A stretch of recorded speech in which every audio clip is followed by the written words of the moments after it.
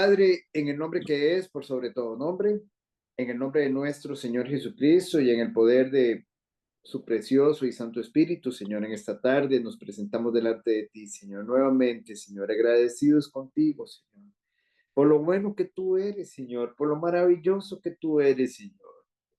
Eres inmensamente hermoso, el más hermoso de los hijos de los hombres, Señor. Sobre ti se derramó toda la gracia, Señor, sobre tus labios, Señor. De ti está llena, Señor, toda la tierra, de tu gloria, Señor. Y queremos en esta noche exaltarte, adorarte, alabarte, Señor, por todo lo que tú eres, Señor, que eres santo, santo, santo, Señor, infinitamente justo, inmutable, omnipotente, omnipresente, Señor, omnisciente, Señor, eterno, Señor, soberano, Señor, el soberano del universo, Señor. En esta noche, Señor, agradecidos contigo siempre, Señor, por tu amor, Señor, por tu bondad, por toda bendición de lo alto, Señor, por todas, oh Señor, agradecemos, Señor, sabemos que las aflicciones, las angustias, Señor, el dolor, Señor, no nos gusta, Señor, pero también sabemos, Señor, que tú en medio, Señor, de nuestras adversidades, Señor, tú siempre te glorificas, tú siempre derramas gracias, Señor, y tú siempre tienes un propósito, Señor. Queremos en esta noche, Señor, que tú continúes fortaleciéndonos, Señor. Bendiciendo, Señor, nuestras vidas, Señor, y llenándonos, Señor, con el poder de tu precioso y santo Espíritu, Señor. Que tu precioso y santo Espíritu venga sobre nosotros en esta noche, Señor, y nos llene, Señor, con la plenitud de Él, Señor. Te pedimos perdón, reconocemos delante de ti que somos pecadores, que fallamos, que te ofendemos, Señor. Y te pedimos muy especialmente en esta noche, Señor, que seas tú hablándonos, Señor. Solo queremos conocerte cada día más, ser más como tú, Señor. Estamos viviendo, Señor, tiempos muy malos, Señor, y queremos, Señor, que tú, Señor, precioso y bendito, Señor, oh, Señor, levantes vallados sobre nuestras vidas, las vidas de nuestras familias, Señor. Queremos, amado Señor, en esta noche también pedirte, precioso y bendito Jesús, que seas tú, Señor, interviniendo poderosamente, Señor, en las circunstancias de nuestros hermanos, Señor. Queremos orar muy especialmente en esta noche, Señor, por don Eberto, Señor. Tú conoces las circunstancias de este hombre, Señor. Tú conoces, Señor, oh Dios, sus problemas, Señor, de salud, en el nombre que es, por sobre todo nombre. Queremos, Señor, que tú derrames sanidad en él, Señor.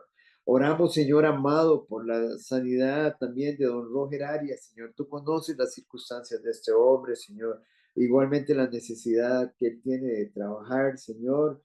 Y sabemos que en medio de todo esto también tú tratas, Señor, con cada uno de nosotros, Señor. Bendícelo, Señor, y añade, Señor, todo tipo de bendición a su vida, Señor. Oramos también por don Carlos Manuel Ureña, Señor Dios Todopoderoso, Señor, que tú, oh Señor, derrames misericordia, gracia sobre él, Señor, y que en medio de sus circunstancias él pueda verte a ti revelado, Señor, que tú estás ahí, Señor, presente con él también, Señor, en el nombre de Jesús, Señor. Oramos también, Señor, por las circunstancias, Señor, de familia, Señor, de doña Elisa, don Edwin, de José Ignacio, Señor, en el nombre de Jesús, para que tú te glorifiques en medio de ellos, que seas tú señoreando, Señor, en medio, Señor, de esta familia, Señor, que busca de ti, Señor, que busca, Señor, en el nombre de Jesús, Señor, tu consejo, Señor, tu dirección, Señor, tu bondad, tu misericordia, Señor. Y gracias te damos una vez más, Señor, por lo bueno que tú eres, porque sabemos que tú nos escuchas, Señor, inclinas tu oído a nosotros, Señor. Y gracias, Señor. Gracias te damos, Señor, y te pedimos, Señor, por aquellos hermanos que están atravesando diversas pruebas, para que tú también, Señor, seas propicio a ellos, Señor. Y gracias por este tiempo. Ábrenos el entendimiento, Señor, para que en todo, Señor, seamos más como tú y menos como nosotros, Señor. Gracias, Señor. Todo esto te lo pedimos en el precioso nombre de Jesús. Amén y amén.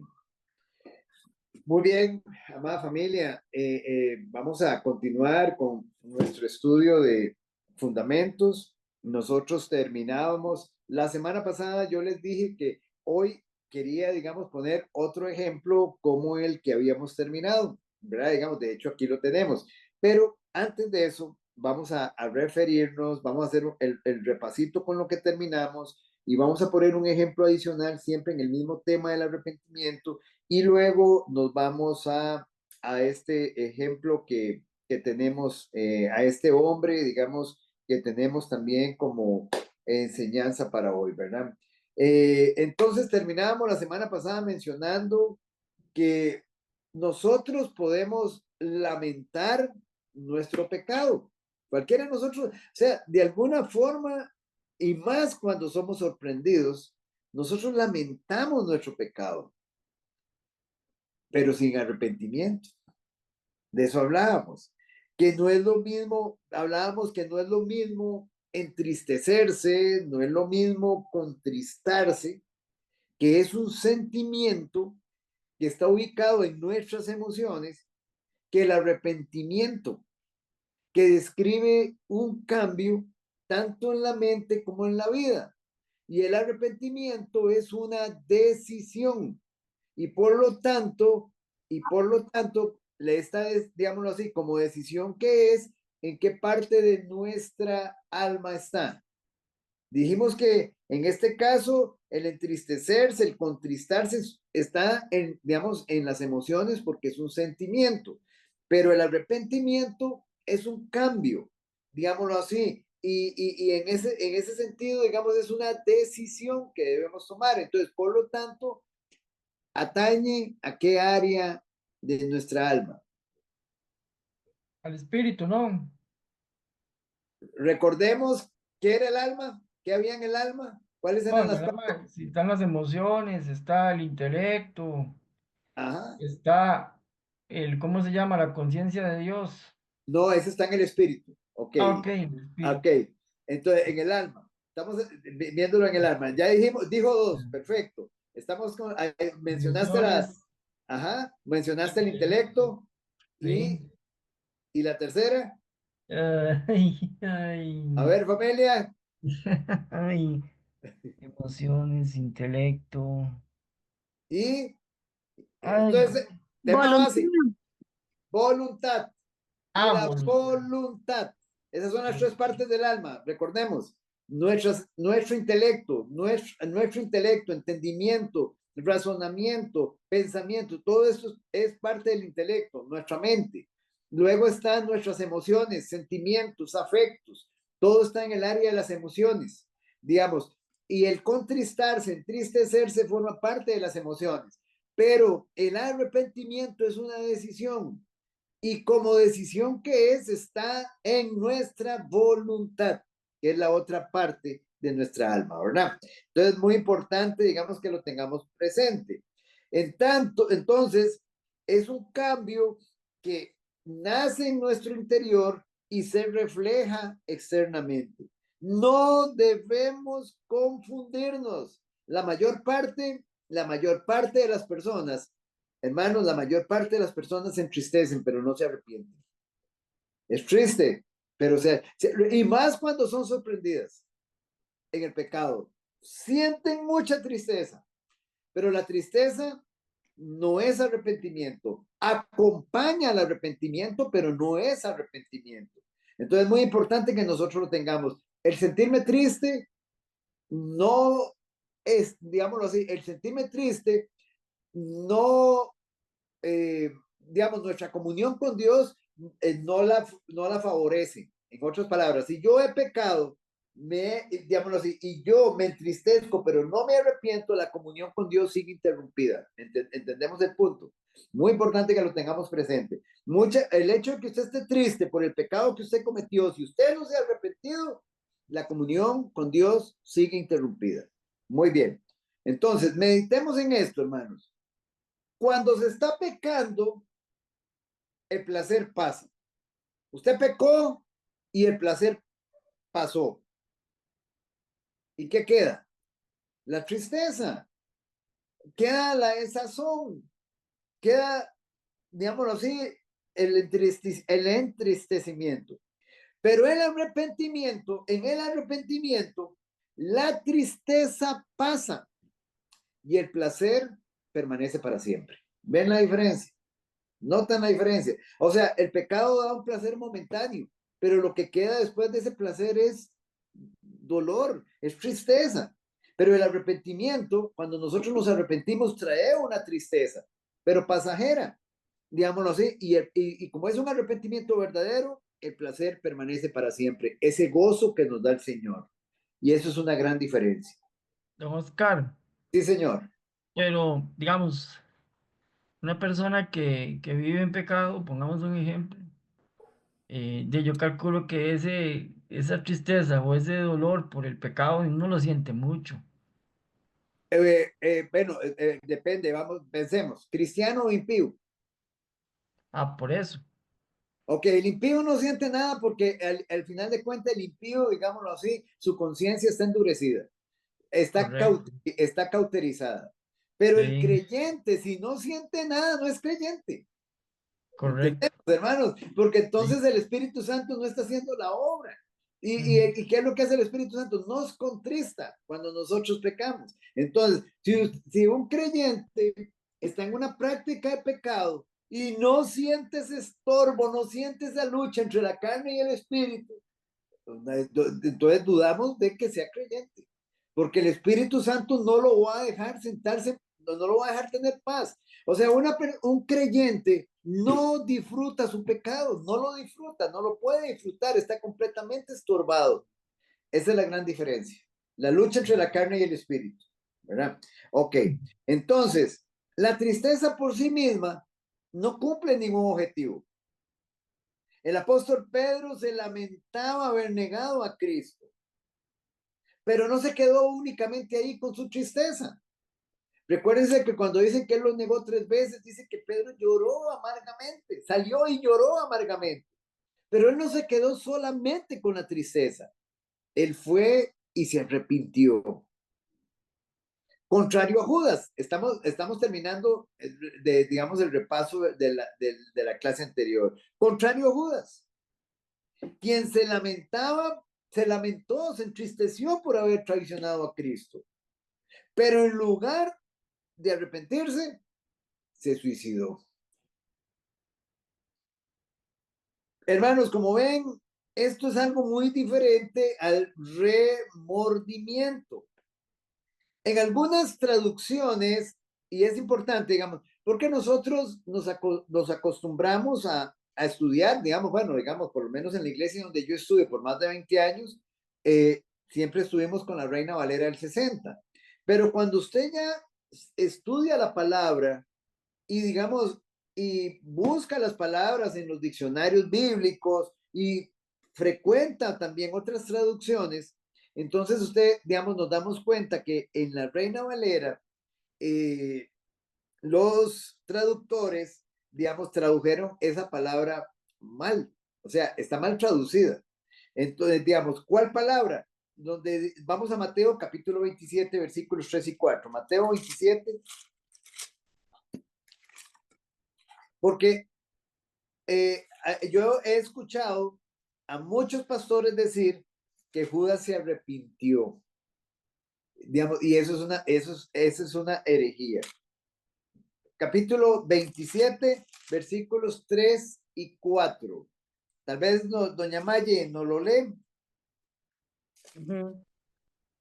Dice, entonces Judas, el que le había entregado, viendo que era condenado, devolvió arrepentido las 30 piezas de plata a los principales sacerdotes y a los ancianos, diciendo, yo he pecado entregando sangre inocente. Mas ellos dijeron, ¿qué nos importa a nosotros? Allá tú. Muy bien. Dice que viendo que era condenado, devolvió arrepentido. La tradujeron como arrepentido. Pero esta palabra, como ya lo mencionamos nosotros la semana pasada, por ejemplo, si usted va a la Biblia de las Américas, la traduce correctamente. La traduce como, digamos, de la siguiente forma. Dice que entonces, o sea, entonces Judas, el que había sido entregado, viendo que era condenado, devolvió, o sea, tuvo remordimiento devolviendo las 30 monedas. O sea, tuvo remordimiento. Es más, aquí tengo la Biblia de las Américas y quiero leérselo textualmente como dice. Mateo 27. Aquí lo tengo al ladito un momentito. Dice así, dice, Entonces Judas, el que le había entregado, viendo que Jesús había sido condenado, sintió remordimiento. Biblia de las Américas, sintió remordimiento y devolvió las 30 piezas de plata a los principales sacerdotes y a los ancianos. Entonces, aquí digamos, ¿qué es lo interesante? Que la palabra que tradujeron, digamos, los de la Reina Valera, ellos usaron la palabra metanoia, que es arrepentimiento, y la palabra que se utiliza correctamente es metamelomai, que significa remordimiento. Entonces, son palabras muy diferentes. Remordimiento, sí, perdón. No, pero de todas maneras en el versículo 5 dice, y arrojando las piezas de plata en el templo, salió y fue y se ahorcó. Es O sea, correcto. entendemos que ese arrepentimiento no fue real. No, estamos de acuerdo. No, de hecho, no estamos, vamos a ponerlo así, es la palabra, lo que estamos nada más es tomando la No, palabra. estamos de acuerdo. El sentido bíblico está correcto.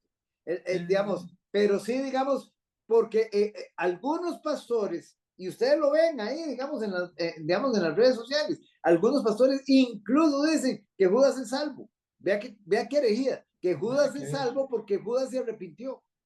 Que Judas se arrepintió, pero simple y sencillamente la palabra, digámoslo así, correcta aquí es remordimiento. Él tuvo remordimiento, sintió tristeza, sintió angustia.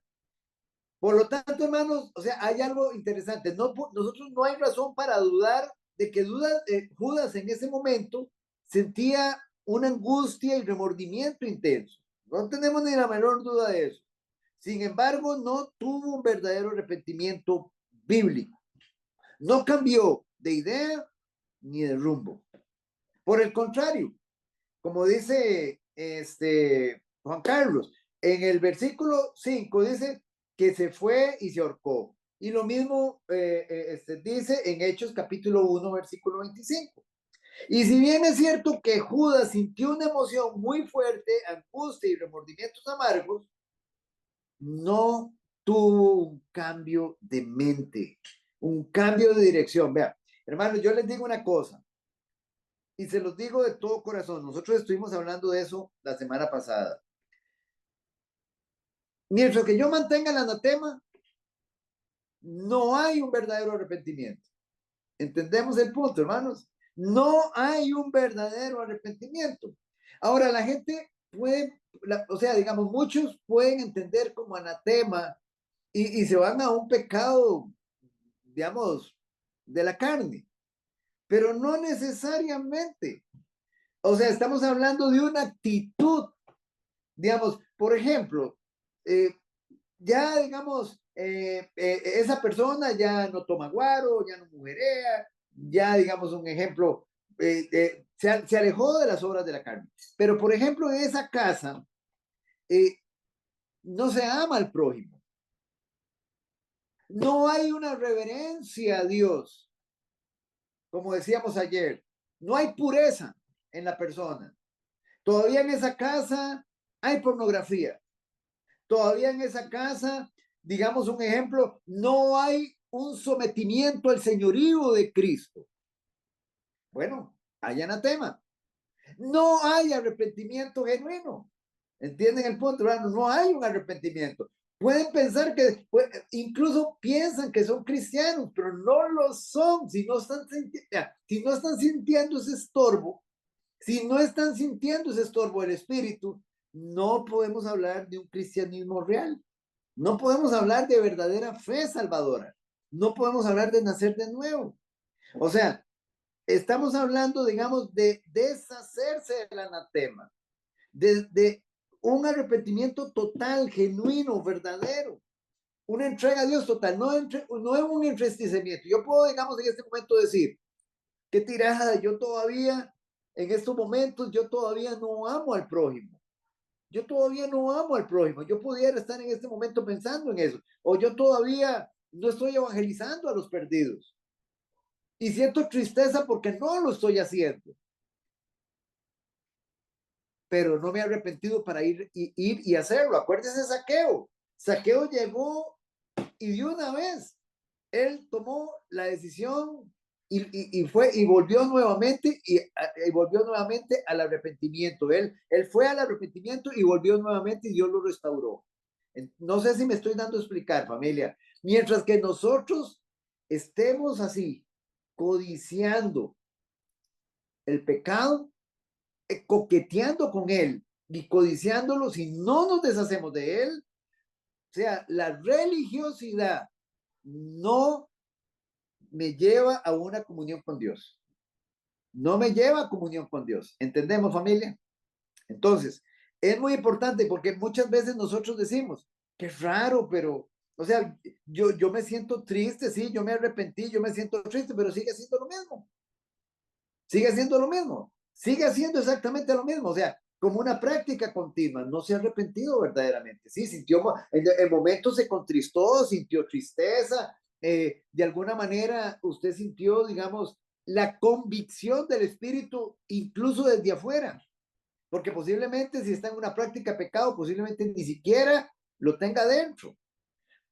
Sintió la convicción, pero no se ha arrepentido verdaderamente. No se van a ir las consecuencias del anatema. No se van a ir. No se van a ir.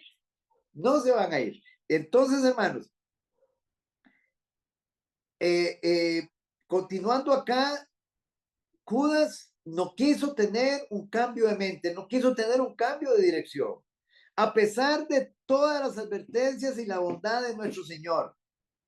Y es lo mismo en la iglesia. Cantidad de personas oyen y oyen y oyen la palabra de Dios, pero no dan el paso de fe a arrepentirse genuinamente.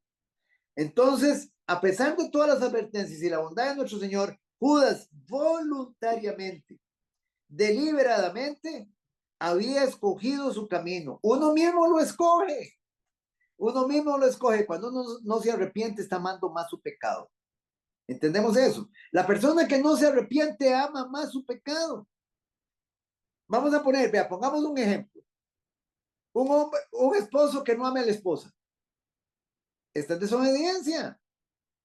Está en desobediencia.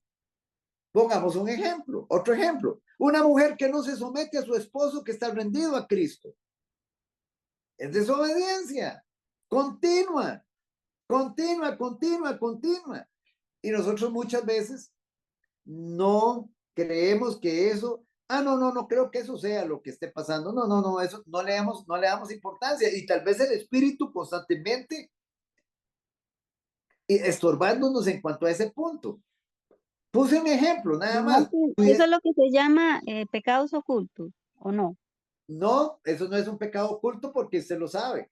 Un pecado oculto, es que vamos a poner un caso. Hay pecados, un pecado oculto es algo que usted está haciendo.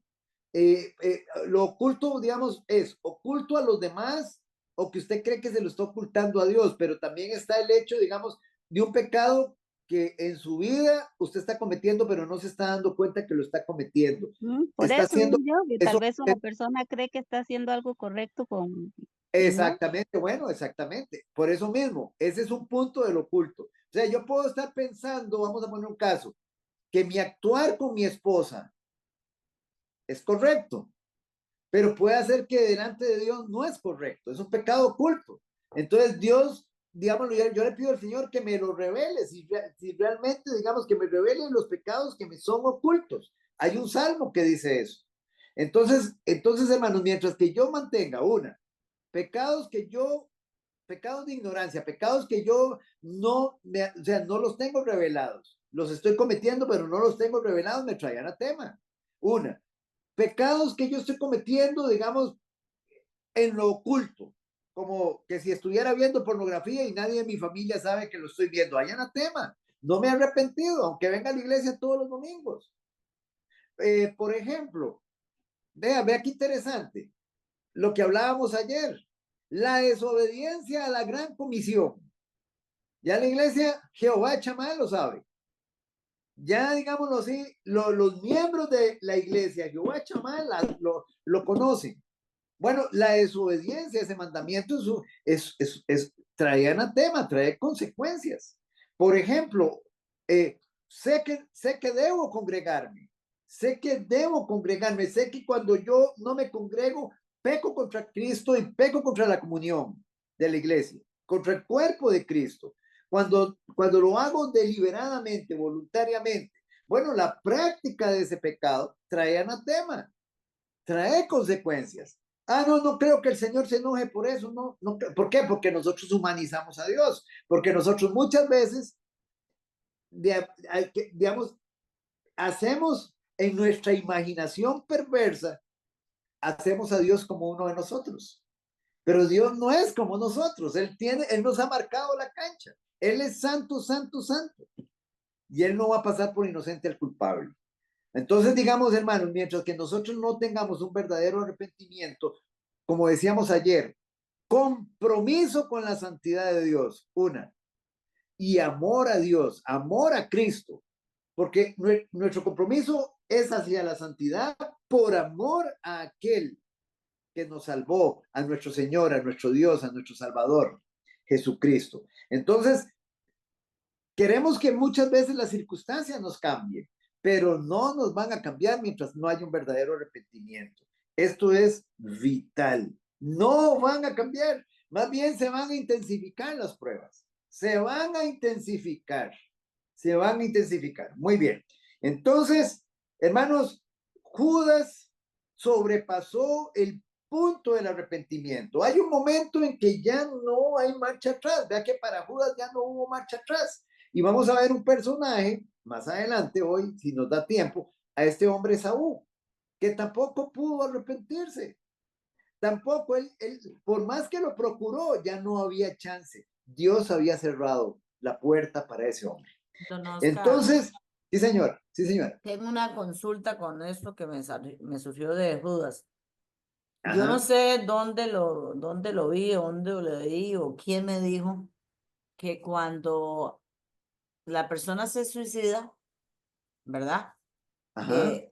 Atenta contra que Dios da y quita la vida. Entonces, que todas estas personas, si no tuvieron chance de arrepentirse en ese momento, los cargos, digamos, en el juicio son muy, no sé, como muy fuertes porque está, digamos, destruyendo la obra que al final de cuentas Dios es el único que tiene, digamos, la autoridad para quitar una vida. Pero al final de cuentas, yo pienso, en el caso de Judas, no fue tanto de quitarse la vida de él, y se la quitó a Jesús. O sea, el pecado de él, y por supuesto que no se arrepintió, pero ahí es 3 veces más, o yo no sé ni cuántas veces más, imagínese, entregar a Jesús, ¿me entiende? Sí, ok.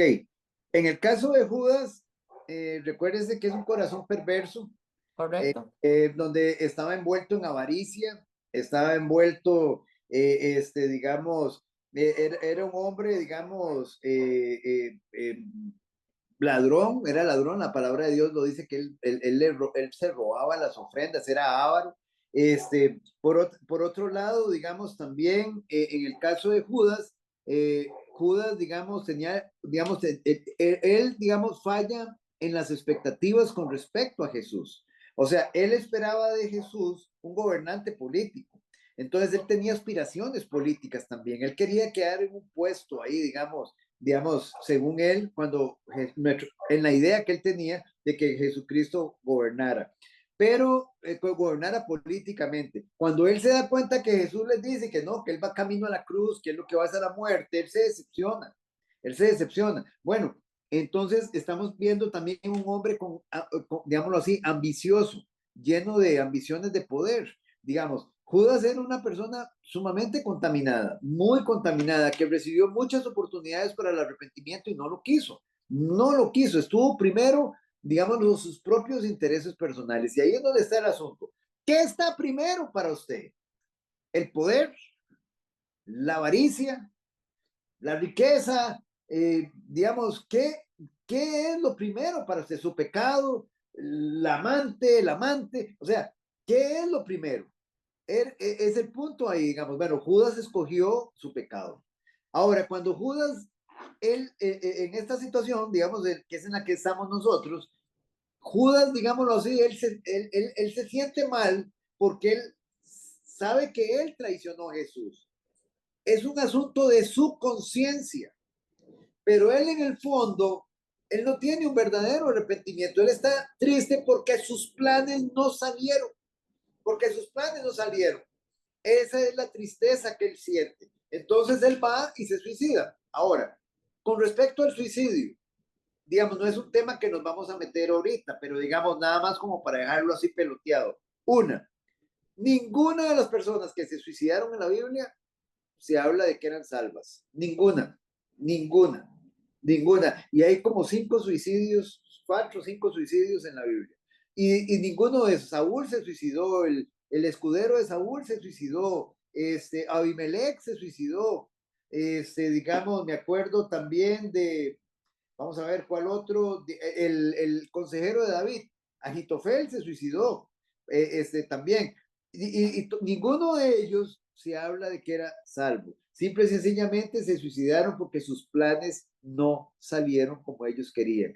Entonces ellos, digamos, toman esa decisión en contra de la voluntad de Dios. Ahora, una persona que se suicida está en contra de la voluntad de Dios, está en contra de la soberana voluntad de Dios. Y una persona que se suicida no se suicida de la noche a la mañana. Es una persona que en algún momento en su mente siempre le pasó el suicidio.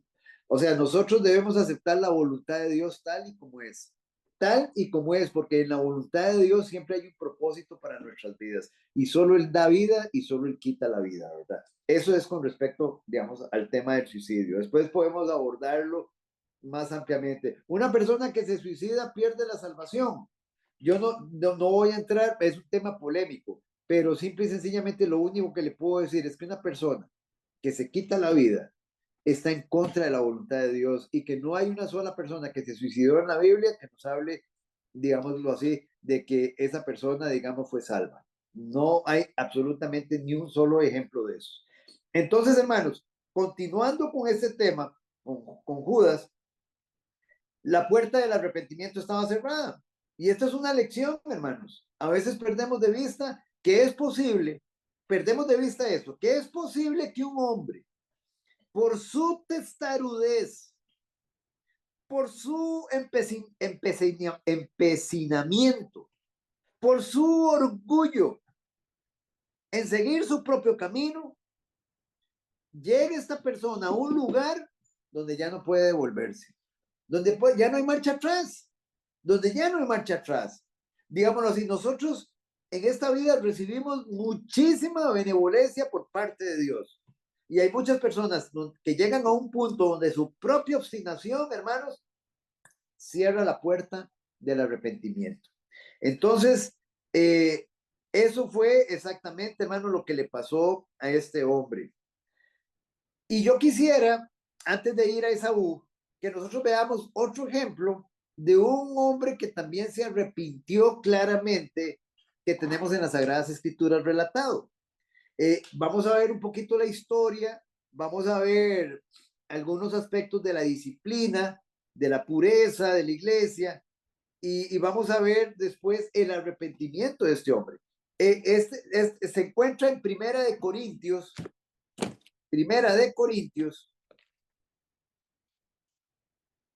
en el capítulo 5. Primera de Corintios en el capítulo 5. Versículos del 1 al 13.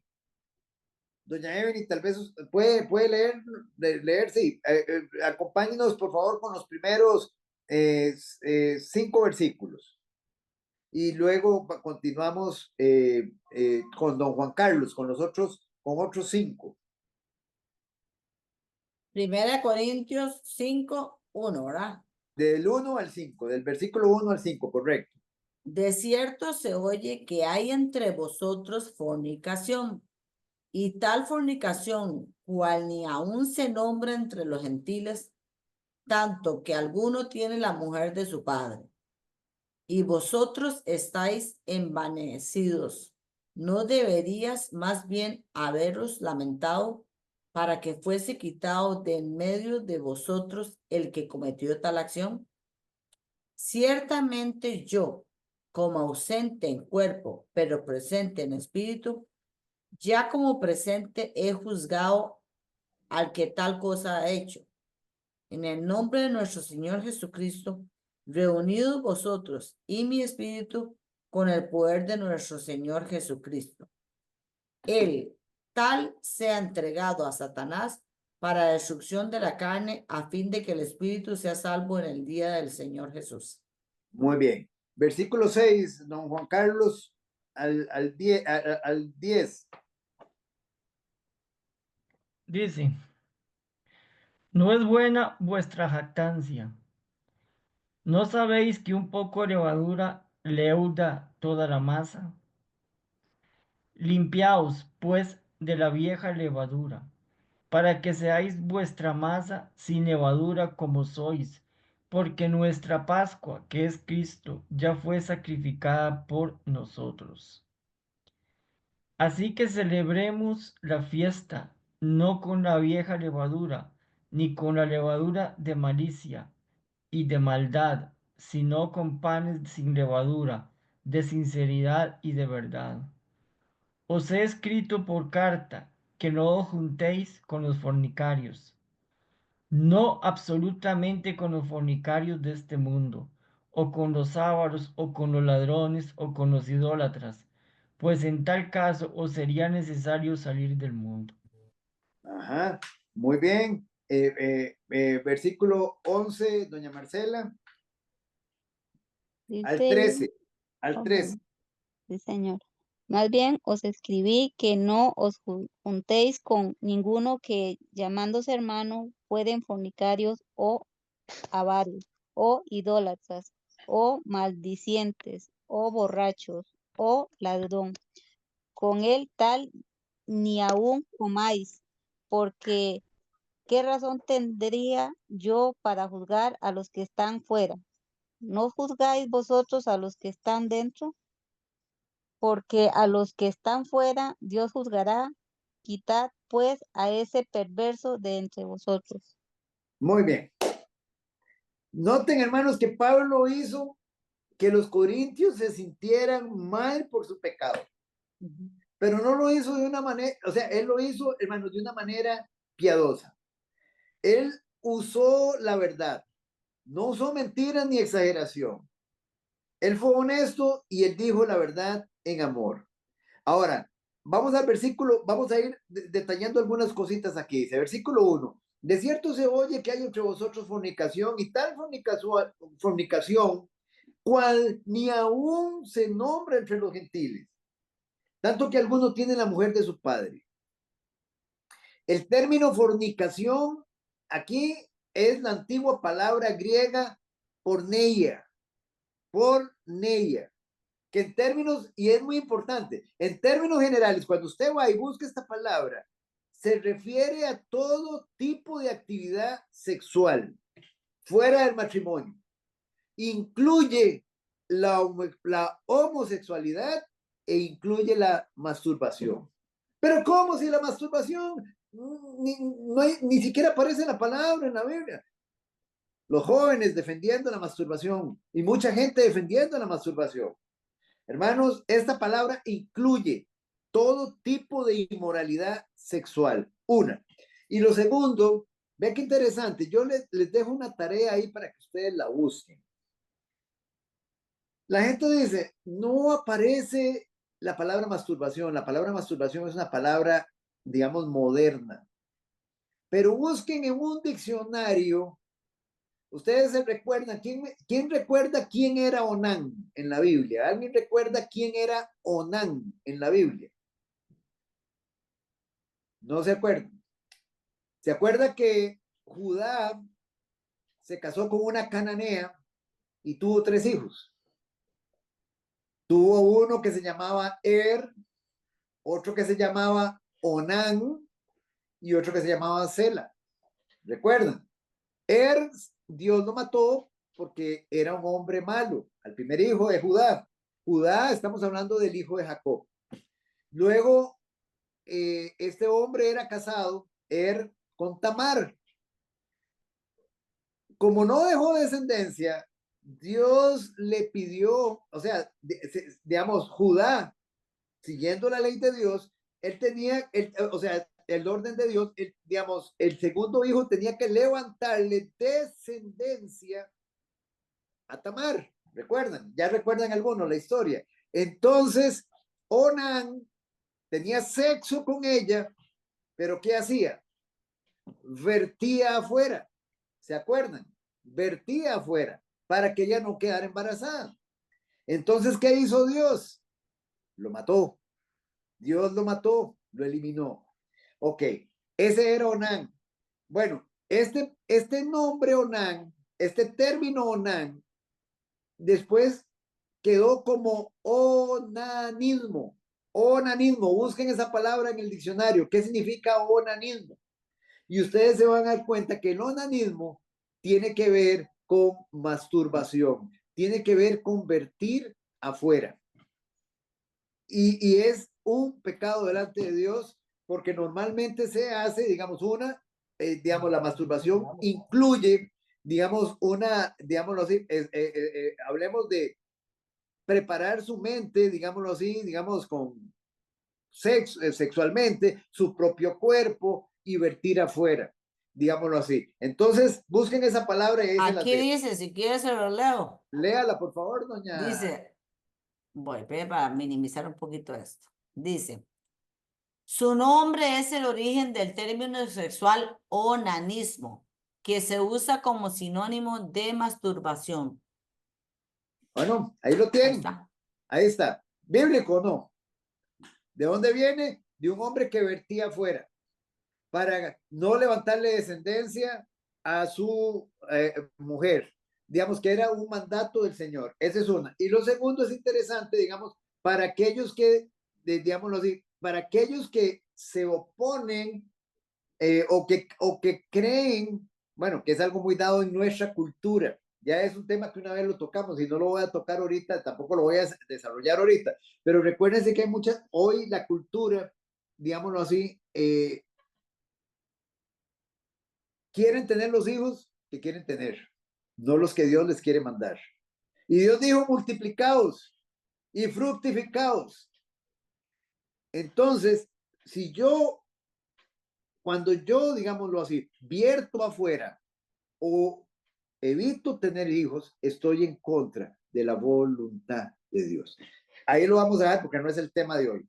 Pero digamos nada más es refiriéndonos entonces a lo que significa la palabra porneia. Porneia es una palabra que incluye todo tipo de inmoralidad sexual, incluyendo la homosexualidad y la masturbación. La inmoralidad sexual era un hecho aceptado de la vida para la persona común en la cultura griega. Los griegos eran muy corruptos en esa parte, pero no era bueno para estar en los seguidores de Jesús. El pasaje dice que alguno tiene la mujer de su padre. ¿Qué significaba eso? Que había un miembro en la iglesia que estaba viviendo con su madrastra, y lo estaba haciendo, digámoslo así, en una manera continua. O sea, él tenía relaciones sexuales con esta mujer continuamente, con la esposa de su padre. No era algo, no es que fue algo casual. Él, digamos, cometía ese pecado de una manera continua.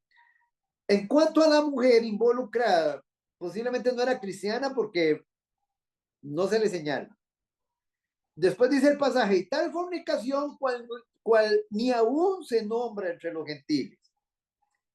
El apóstol Pablo entendió que ese tipo de relación incestuosa incluso era considerada prohibida entre los paganos de su cultura. O sea, no solamente era en el cristianismo, sino entre los paganos.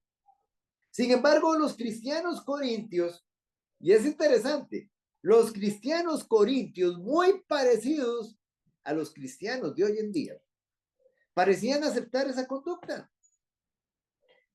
El escritor romano antiguo, Cicerón, dijo que este tipo de incesto era un crimen increíble y prácticamente desconocido. ¿Por qué hago esta cita? Porque Cicerón era un romano, era un pagano. Imagínense, y vean lo que pensaba él. Y esto se estaba viviendo en la iglesia de Corintios. Dice, o sea, era algo, hermanos, que ni aún se nombraba entre los gentiles. Ahora, para la iglesia de Corinto, debió haber sido suficiente, hermanos, que ese pecado estuviese declarado en la Biblia. Estaba declarado como pecado en Levíticos capítulo 18, versículo 8, en Deuteronomio capítulo 22, versículo 30 y capítulo 27, versículo 20 de Deuteronomio. Y eso debió haber sido suficiente para que los cristianos dejaran de cometerlo. Ahora, pero los corintios no parecían estar molestos del todo. Ahora vean qué interesante el versículo 2 dice, y vosotros estáis envanecidos, les dice Pablo. ¿No debierais más bien haberos lamentado para que fuese quitado de en medio de vosotros el que cometió tal acción? Pablo está indignado. Aquí la idea es, dice, vosotros estáis envanecidos, ¿no debierais más bien haberos lamentado? A pesar de lo malo que era el pecado en sí, a pesar de lo malo, Pablo todavía lo tenía más molesto que los líderes cristianos tomaran ese pecado a la ligera. O sea, la iglesia estaba tomando ese pecado a la ligera, livianamente. Y ellos no estaban preocupados, no se lamentaban acerca de esa conducta. Ahora, hermanos, los problemas morales, la inmoralidad viene a nuestras vidas. ¿En qué momento? Cuando las personas son inmorales sexualmente, cuando no tienen un conocimiento, un pensamiento correcto acerca de Dios y sus atributos. Yo le estoy hablando a la iglesia, no le estoy hablando al mundo. El mundo es corrompido y no tiene luz, pero cuando en la iglesia se da eso, simple y sencillamente eso es falta de temor de Dios, falta de conocimiento de Dios, un pensamiento incorrecto acerca de Dios y sus atributos. Desconocemos su santidad y su justicia. Vean lo que nos dice Habacuc, capítulo 1, versículo 13, Leandro. Habacuc 1:13. Porque me haces ver iniquidad y haces que vea molestia, destrucción y violencia están delante de mí, y pleito y contienda se levantan. Habacuc 1:13. Déjeme ver, es que... A 13, perdón, ya le entendí 3. No, Habacuc 1:13, sí, correcto. Dígame. Ok. Muy limpio eres de ojos para ver el mal, ni puedes ver el agravio, porque ves a los menospreciadores, acallas cuando destruye el impío al más justo que él. Nos interesa la primera frase acá. Entonces, muy limpio eres de ojos para ver el mal, ni puedes ver el agravio. O sea, hermanos, nosotros muchas veces pasamos por alto que Dios es muy limpio de ojos. Y nosotros muchas veces decimos, no, Diosito, no creo que tú te enojes porque estoy viendo pornografía, estoy viendo esta película. Señor, no creo que tú te enojes por eso. Pero hermanos, nosotros no tenemos al Espíritu Santo de Dios, no tenemos a la Trinidad Divina viviendo en nosotros. No somos templos del Espíritu Santo, no somos un santuario del Dios vivo. ¿Y cómo es que la gente no teme? ¿Cómo es que no tememos? Entonces continúa el pasaje diciendo, para que fuese quitado de en medio de vosotros el que cometió tal acción. Claramente, hermanos, esa era la solución de Pablo al problema. Sacar a este hombre que notoriamente no estaba arrepentido, fuera de la protección de la congregación del pueblo de Dios. Es interesante, hermano. Fuera de la protección de la congregación del pueblo de Dios. Ahora, recuerden, hermanos, que nosotros en la iglesia tenemos una cobertura, tenemos un vallado de Dios. Tenemos un vallado de Dios. Y cuando nosotros cometemos pecado, abrimos ese vallado, rompemos ese vallado. ¿Y qué pasa cuando rompemos ese vallado? ¿Qué dice la palabra de Dios? Nos muerde la serpiente. ¿Quieren ver que eso es lo que dice? Cuando rompemos ese vallado, ¿y a qué se refiere con que nos muerde la serpiente? Que nos alcanzan las consecuencias del pecado. Vamos a Eclesiastés, para que lo vean. Eclesiastés capítulo 10, versículo 8, King.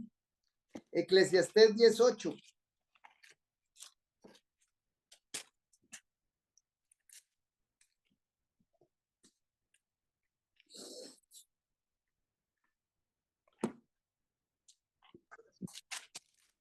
Dije en mi corazón, es así por causa de los hijos de los hombres para que Dios los pruebe y para que vean que ellos mismos son semejantes a las bestias. Kim, perdón, Eclesiastés 10:8. ¿Dónde estás? 3:18. 10:8. Eclesiastés capítulo 10, versículo 8. El que hiciere hoyo caerá en él, y al que aportillare vellado le morderá la serpiente. El que hiciere hoyo, caerá en él. O sea, el que peca va a caer en su propio pecado. Y al que aportillare vallado, ¿qué significa aportillar? Abrir el vallado.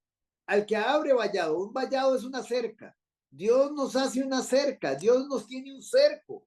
Hermanos, es muy importante, Dios nos tiene un vallado, Dios nos tiene un cerco. La Biblia habla ampliamente de esto. En Job, Dios le tenía un cerco a Job. En el Salmo 139 dice que Dios nos rodea, por delante y por detrás nos rodea. En Isaías capítulo 5 dice que Dios tiene un vallado para su pueblo. Él nos tiene un vallado. ¿Y cómo se abre ese vallado? ¿Cómo se aportilla ese vallado? ¿Cómo se aportilla? Sí, con el Pecando. pecado. Con pecado. Con pecado. Con pecado. Ahí es donde está el punto. Entonces, este hombre, Pablo lo quiere sacar para que ya quede fuera del vallado de Dios. Fuera del vallado. Mientras que nosotros estemos en la iglesia, sometidos al señorío de Cristo, haciendo su voluntad en obediencia al Señor, nosotros mantenemos y viviendo nuestras vidas en un arrepentimiento continuo, nosotros tenemos ese vallado de Dios, tenemos esa cobertura de Dios, pero cuando nosotros pecamos abrimos el vallado y máxime si nos mantenemos en una práctica. Ahora, yo puedo pecar hoy, pero si yo me arrepentí hoy mismo y corté con ese pecado de todo corazón, el vallado, digamos, no se abrió. O sea, no se abrió. Pero si yo abrí el vallado y continué en ese pecado, el vallado quedó abierto y las consecuencias vienen, digamos, van a venir, digamos, como dice la palabra de Dios. Ahora, sin embargo, hermanos, acá, digamos, tenemos que hacernos una pregunta. ¿Por qué la iglesia de Corinto no estaba tomando decisiones sobre este hombre? ¿Por qué no tomó decisiones? ¿Por qué permitían este tipo de cosas? Ahora, aquí tenemos que ver que Corinto, ¿de dónde era Corinto? ¿Era una ciudad de dónde? ¿Era una ciudad qué? ¿De dónde era esa ciudad? ¿Qué recuerdan ustedes? Corinto era de Grecia. Correcto, don Juan Carlos, era una ciudad griega que estaba, recuerden que todo en aquel tiempo estaba bajo la dominación romana. Corinto era una ciudad griega, era un puerto y era, digámoslo así, como puerto que era notoriamente inmoral en la parte sexual. Y por otro lado, también las religiones paganas que profesaban no valoraban la pureza sexual. Entonces, de alguna forma, la iglesia de Corinto, digamos, estaba siendo tolerante a ese pecado. No era difícil para un corintio pensar que podría ser religioso y aún seguir actuando de la forma que le placiera y seguir teniendo sexo como si nada. O sea, ¿cuál es el punto acá? Y es lo mismo que hoy le pasa a la iglesia. Hoy en la iglesia de hoy hay muchas personas que creen que pueden seguir pecando y que nada pasa, que no pasa nada, que Dios no es tan extremo con nosotros. Y eso no es legalismo, hermanos. Eso no tiene nada que ver con legalismo. Aquí lo que estamos hablando es de santidad, de compromiso con la santidad de Dios. Incluso la cultura griega se jactaba de decir lo siguiente, óigame lo que pensaban en aquel tiempo. Tenemos amantes por amor al placer, concubinas para el cuidado del cuerpo y esposas para que nos traigan hijos legítimos. Esa era la mentalidad de la cultura de ese tiempo. No sabían, hermanos. Claro, Sí, señor. no andemos muy largo. Ajá, Vamos, el Papa actual le manda a bendecir a las parejas homosexuales. ajá, correcto. Los presbiterianos permiten, los luteranos permiten, los anglicanos permiten las uniones gay, por ejemplo. Por eso Ya, le digo, entonces, no ajá, hay que andar muy largo, ¿verdad? Y ese es ya el punto. sabemos, de todas maneras estamos advertidos que en los últimos tiempos será como en la época de Noé. Totalmente. Estamos correctos. Entonces, Estamos de ahí, ya si uno hace algo que no tiene que hacer, de ahí, imagínese usted, está advertido. totalmente de acuerdo. Ahora, aquí nos podemos hacer una pregunta. Digamos, los corintios tenían conocimiento del Antiguo Testamento. Que yo O sea, sepa, una no. vez como cristianos. Bueno, como cristianos sí tenían que tener Claro, conocimiento. ellos digamos, conocían. Y en Levítico estaba establecido, en Levítico 18, expresamente prohibía a un hombre tener sexo con su madrastra. Habla de la desnudez de la esposa de tu padre, no descubrirás. Ahora, ahora aquí vamos a entrar a este punto que está hablando don Juan Carlos.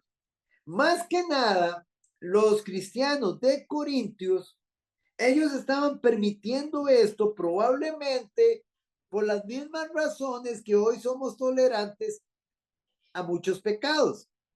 O sea, por tolerancia, en nombre de la tolerancia. O sea, los cristianos de Corintio estaban siendo tolerantes y hoy en mucho la iglesia es tolerante. Ah, no, es que usted es un intolerante. No, no, Dios es amor y Dios ama también a los gays y permite, y Dios no se molesta porque ellos se aman, ellos se pueden casar y pueden vivir juntos. Don Oscar, Señor, el otro día, yo no soy muy cercano, digamos, a ese partido político, el de Fabricio Alvarado. ajá, Pero usted sabe que Fabricio Alvarado tiene posiciones muy duras con relación a temas, digamos, como el aborto y ese tipo de cosas, ¿verdad? ajá, Este, y me llamó la atención porque un día de estos se salió un video en donde un grupo de estudiantes de la Universidad de Costa Rica le tiraba muy duro, ¿verdad? Por las posiciones que él asume con relación al aborto, al matrimonio entre personas del mismo sexo y todas esas cosas, ¿verdad?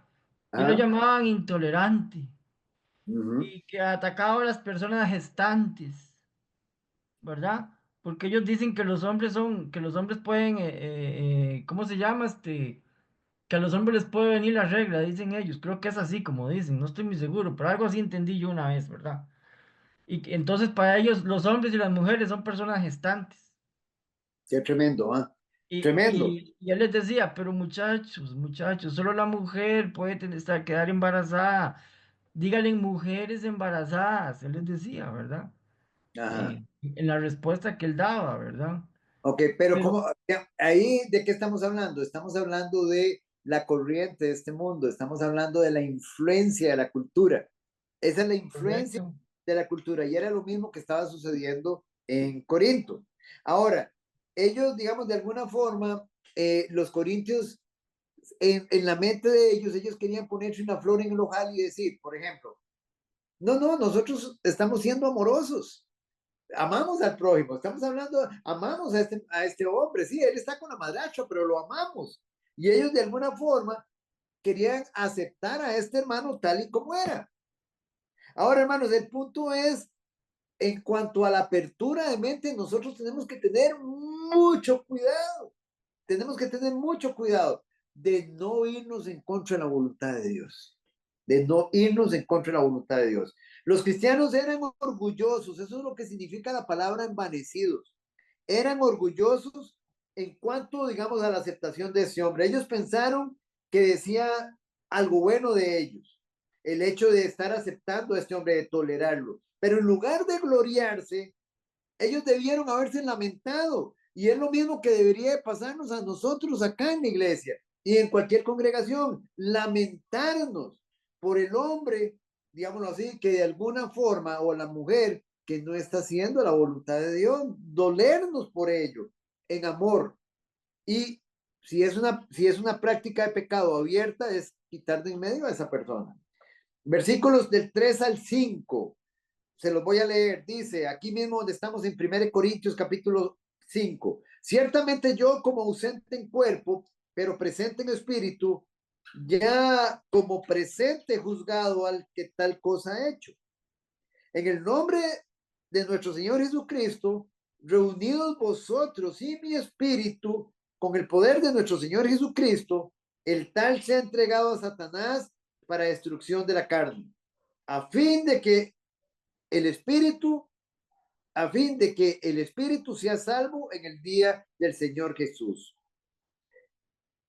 Ausente en cuerpo, dice Pablo, pero presente en espíritu. En otras palabras, Pablo no tenía, hermanos, que estar ahí presente para ejercer autoridad. Él tenía autoridad apostólica.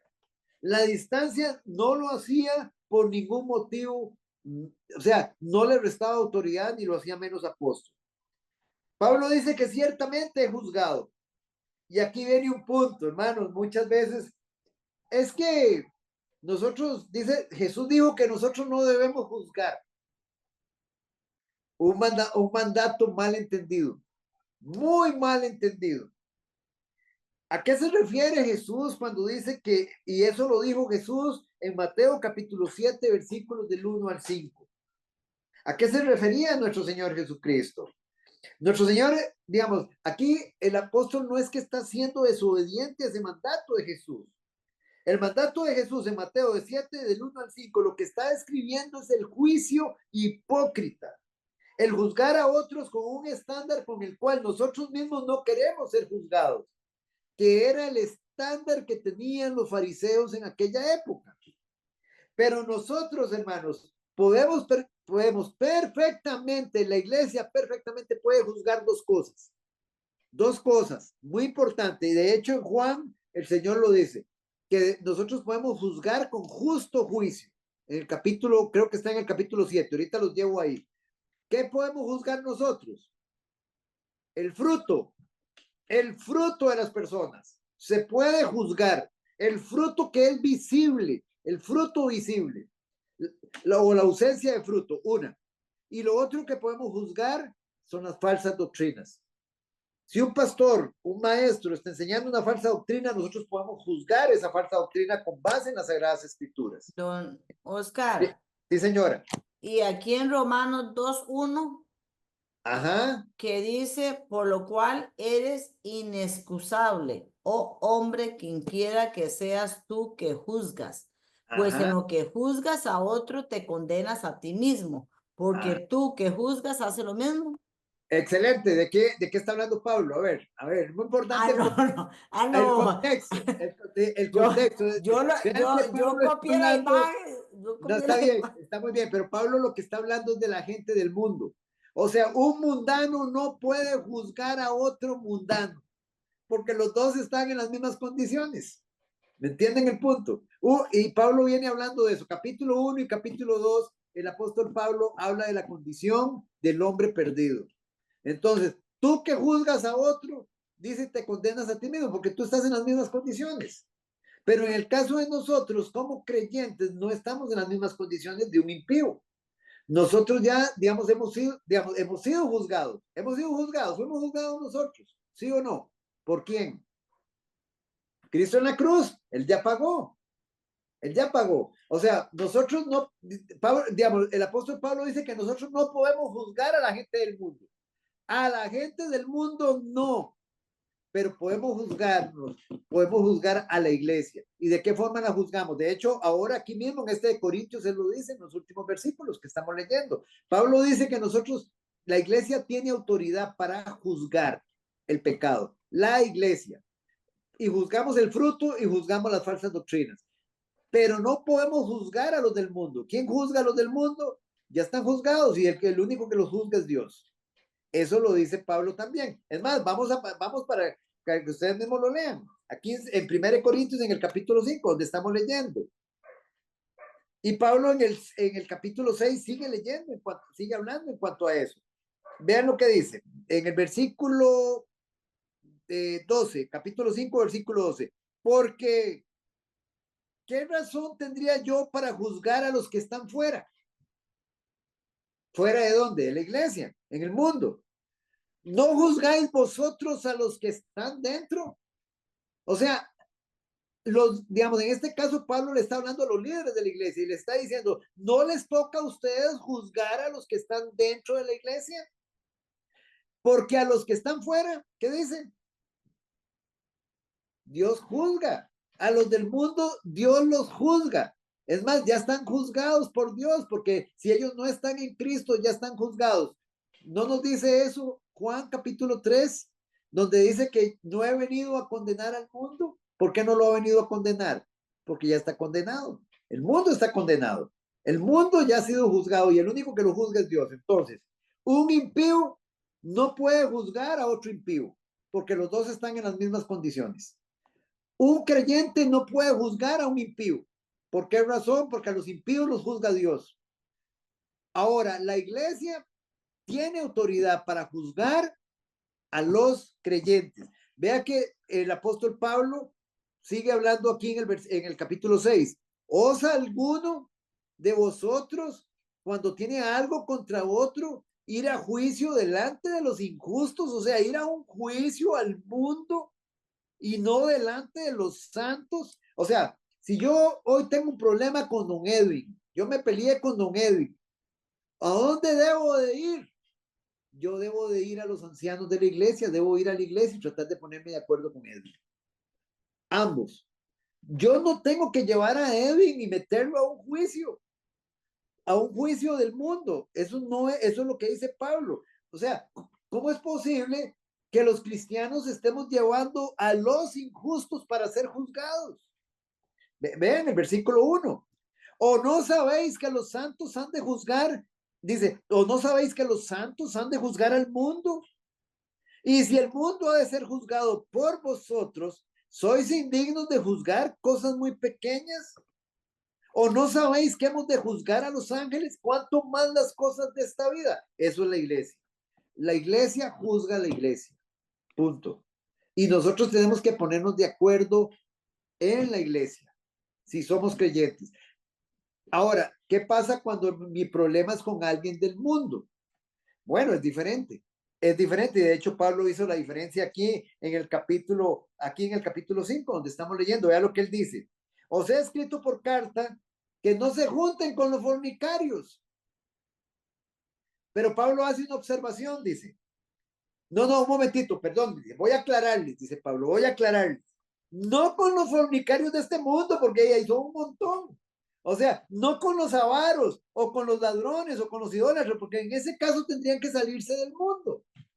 O sea, Pablo no está hablando de que yo, digamos un ejemplo, tenga compañero de trabajo un fornicario y que entonces yo no puedo ya ni hablarle ni nada, ni juntarme con él. No, Pablo lo que está hablando es, o sea, sabemos que no podemos estar en yugo desigual con ellos, pero Pablo está hablando vea lo que dice, más bien os escribí que no os juntéis con ninguno, que llamándose hermano, que llamándose cristiano, fuere fornicario o avaro, o idólatra, o maldiciente, o borracho, o ladrón, con el tal ni aún comáis.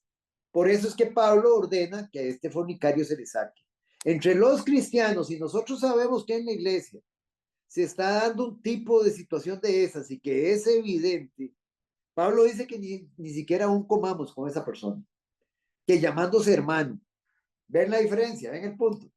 Entonces, tengo una duda con relación tengo una duda y no sé si no estoy entendiendo. Ok, a ver.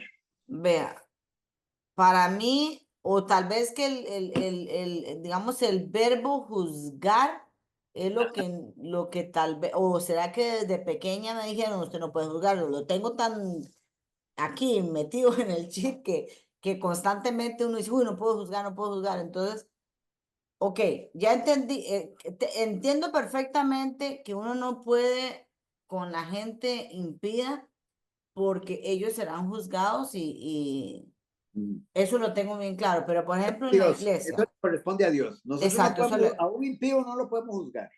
Ah, pero la palabra juzgar es lo que no, digamos, por ejemplo, digamos, bueno, con Don Edwin, que Don Edwin espero que que no se moleste que tome a Don Edwin como modelo. Digamos que yo diga que veo, digamos que Don Edwin cuando yo llegué a parquear el carro se golpeó y dijo una mala palabra. Por ejemplo, digamos, no sé si estoy dando un ejemplo muy básico y que yo dije, ay, Don Edwin, ¿cómo dice una mala palabra? Ajá. Eso es el juzgamiento, digamos, que para mí eso es normal, o ese es el juzgamiento que yo tengo que ir y decirle, don Edwin, usted no puede decir una mala palabra porque recuerde que estamos tratando de ser criaturas de Dios. Eso es más o menos lo que Ok. estoy entendiendo o estoy equivocada. Ok, muy bien. Entonces, vamos bien, vamos bien. Vea. Por ejemplo, usted llegó y vio a Edwin, digamos un ejemplo, sacando palabras ociosas, vulgares de su boca, corrompidas de su boca. Ok. Y dice usted, pero ¿cómo es este hombre? Él es cristiano y él está sirviendo, él sirve en la iglesia. ¿Cómo habla así? Entonces, ¿a qué estamos llamados? Y ayer lo veíamos, Mateo 18. ¿A qué estamos llamados? Y decirle, Don Edwin, me permite. Don Edwin, usted sabe cuánto lo aprecio yo, cuánto lo amo en Cristo. Don Edwin, digamos, yo siento que a usted no le está favoreciendo el expresarse de esa forma. Siento que no solamente está deshonrando al Señor, sino que igualmente, digamos un ejemplo, Está perdiendo el testimonio. está perdiendo, sí, su testimonio.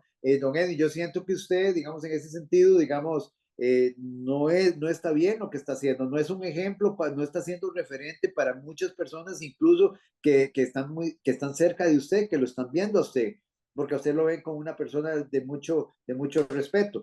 Entonces, usted se lo hace ver, dice, ve y repréndele, ayer lo vimos, Mateo 18, sí, de sí. ve y repréndele, pero ese reprender es en amor, es decir, dice, y si él acató, usted ha ganado un hermano, Sí. y si no acató, ¿qué decía?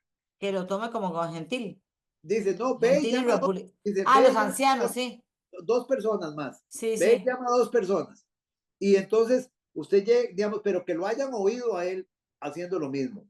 Entonces usted va y llama a esas dos personas, don Edwin, volvemos de nuevo.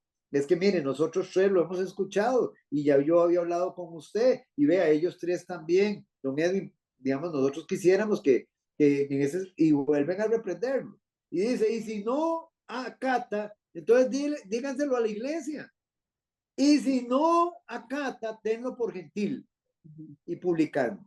Ese es el orden. Ese es el orden que él. Ahora, ¿quién lo hizo eso? Lo está haciendo un hermano y lo está haciendo en amor. Y digamos, y fue agotando la vía, hablemoslo así, por decir algo, la vía administrativa de la iglesia o el procedimiento que Jesús estableció en Mateo capítulo 18. Ayer mismo lo leímos. Muy bien. Ok, entonces tenemos ese ejemplo. Ahora, nosotros, digamos, resulta que yo estoy predicando y me pongo a predicar una falsa doctrina, me pongo a predicar acerca de la confesión positiva y yo digo, mire, la confesión positiva, todo lo que usted diga con su boca, eso se va a hacer, nada más pronúncielo, nada más decrételo, nada más. Y usted dice, no, ¿cómo es eso? Si eso no es bíblico, eso que está enseñando, usted puede juzgar y pueden hablar conmigo y me lo pueden decir. Ustedes pueden juzgar la falsa doctrina. Estoy, digámoslo así, estoy transmitiendo una falsa doctrina a la iglesia que no es bíblica. Eso lo podemos juzgar. Ahora, ¿qué es lo que no podemos juzgar? Las motivaciones del corazón de las personas. Nosotros no podemos juzgar, nosotros no podemos decir, ay, a mí me parece que un ejemplo, igual, perdóneme el ejemplo que voy a poner, nada más para ilustrar. Es que a mí me parece por ejemplo, que voy a poner de un hijo mío, que Cristina no ama a Julio.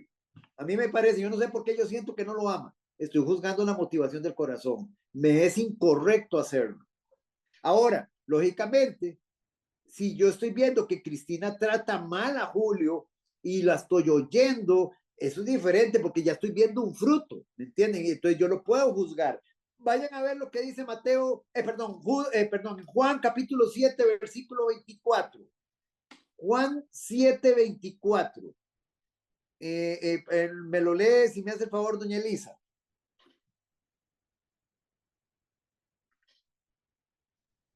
Dice, no juzguéis según las apariencias, sino juzgad con justo juicio. Lo dijo Jesús. Entonces, ¿qué? Usted lee esto y después lee Mateo, capítulo 7, versículo 1. Usted dice, entonces Jesús se contradijo. No, no se está contradiciendo, hermanos. Jesús en Mateo, capítulo 7, versículo 1, le está diciendo a los fariseos, hipócritas, fariseos hipócritas que juzgaban a las personas pidiéndole cosas que ni ellos mismos hacían. ¿Entienden el punto? Obras de la ley, las famosas obras de la ley. Eso es incorrecto. Eso es incorrecto. Yo no le puedo pedir a una persona algo que ni siquiera yo hago, juzgar a una persona por algo que ni siquiera yo estoy haciendo. ¿Entienden el punto, hermanos? No sé si me estoy... Yo no, eso es lo que Jesús dijo en Mateo capítulo 7, versículo 1. No juzgue usted a una persona, no le pida algo a una persona que ni usted mismo lo puede hacer.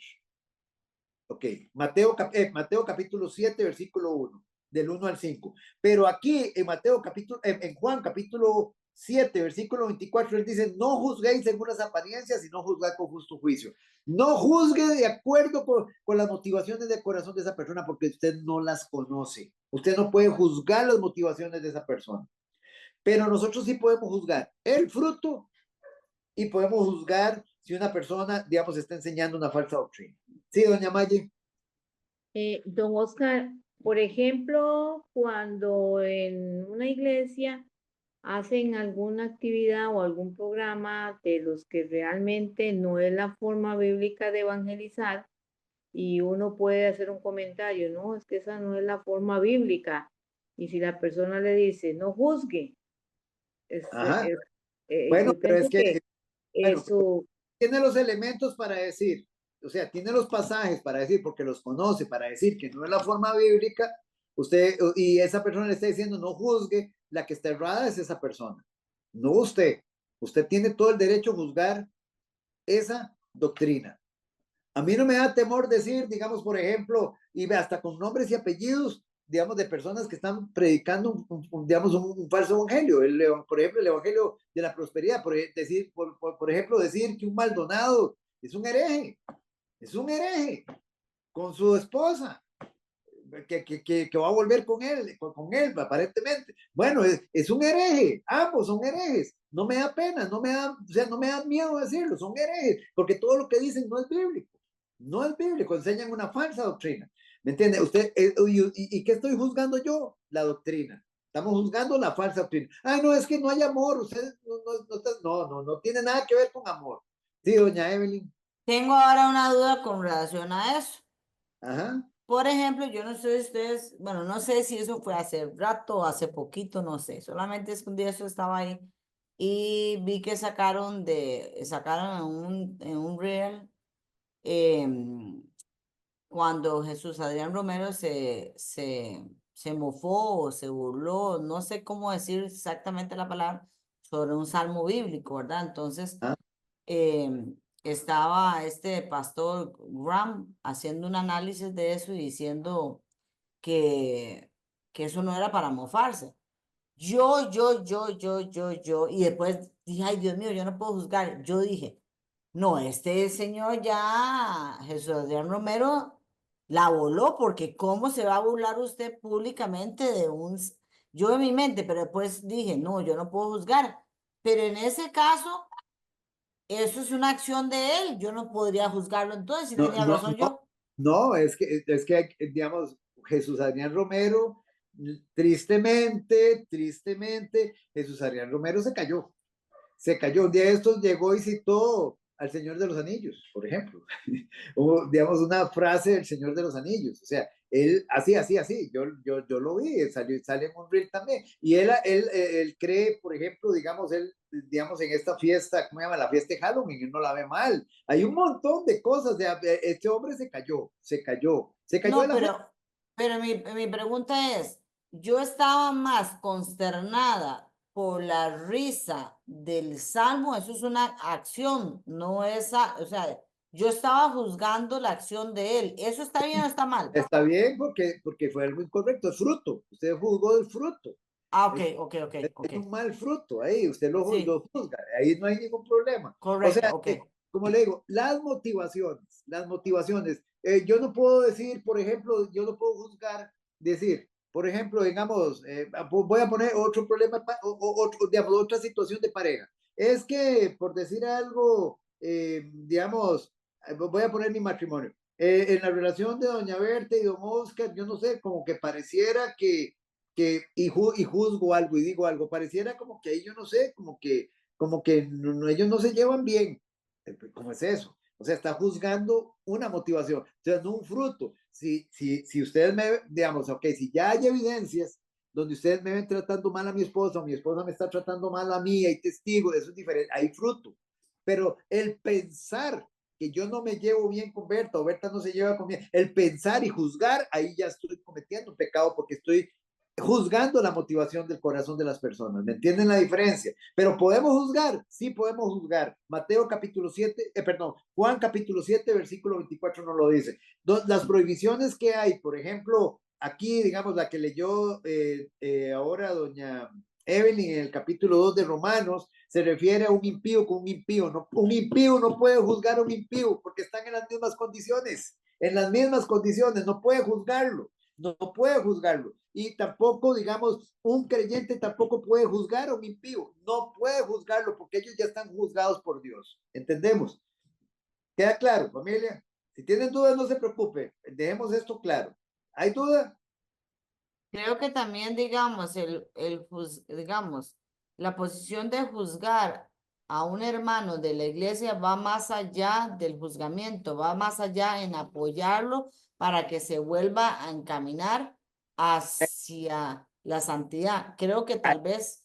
A eso es a lo que vamos. A eso es a lo que vamos. ok. Ahorita vamos a avanzar ahí. Que ustedes van a ver que el apóstol Pablo, digamos un ejemplo más bien, o sea, digamos, cuando se trata de un hermano, nos entristecemos junto con él, nos dolemos junto con él que cayó, que se debilitó, y lo vamos a ayudar a restaurarse. Vamos a ser parte de él en la restauración. No es llegarlo a aplastar. No, llegamos a hablar con don Edwin y le decimos, don Edwin, usted no está, las cosas que usted está diciendo no está bien, o sea, estamos hablando en el ejemplo, ahora, pero con amor y restauración. Es amor y restauración, porque si don Edwin dice, tiene razón, discúlpeme, es que he estado muy tenso, es que esto, es que mi trabajo, es que, y hay muchas cosas que pueden pasar, pero perdóneme, realmente, o sea, se hizo en amor y ganó un hermano. Eso es lo que dice la palabra de Dios. Muy bien. Entonces, ahora, Pablo, digamos, ahora dice el pasaje que Pablo dice que lo podemos entregar a Satanás. Ahora, ¿cómo puede la iglesia entregar a Satanás a uno de sus miembros?